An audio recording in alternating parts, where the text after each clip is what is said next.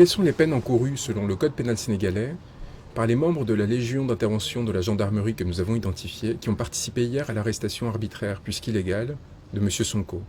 Comment savons-nous d'abord que cette arrestation était arbitraire? Tout simplement parce que le ministre de l'Intérieur, Antoine Félix Diome, l'a admis dans une intervention à la télévision, en indiquant qu'il ne s'agissait pas d'une arrestation, alors que les images le montrent clairement, mais d'un transfèrement décidé sans base légale et qui aurait été éventuellement expliqué, sinon justifié, et en tout cas en aucun cas fondé, par la découverte, une fois l'arrestation intervenue, donc, de billes et de lance-pierres dans la voiture de M. Sonko.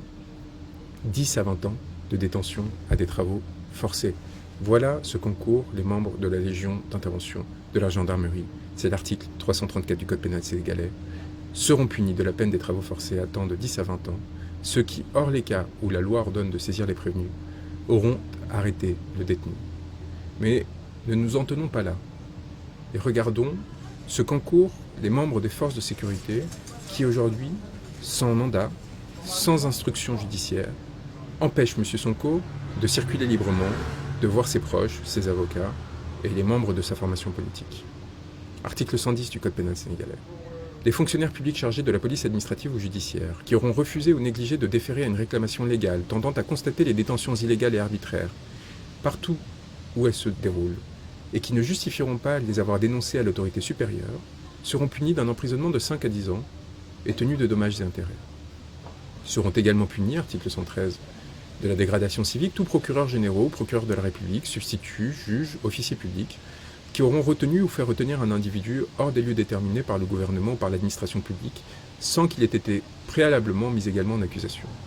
J'invite tous les Sénégalais à se rendre auprès du domicile de M. Sonko afin de relever les identités des membres des forces de sécurité qui, de façon illégale, l'empêchent de circuler librement, les prendre en photographie et prendre tout élément permettant de les identifier, et également leur faire lecture de ces articles de la loi sénégalaise, c'est-à-dire de l'expression de la volonté du peuple souverain.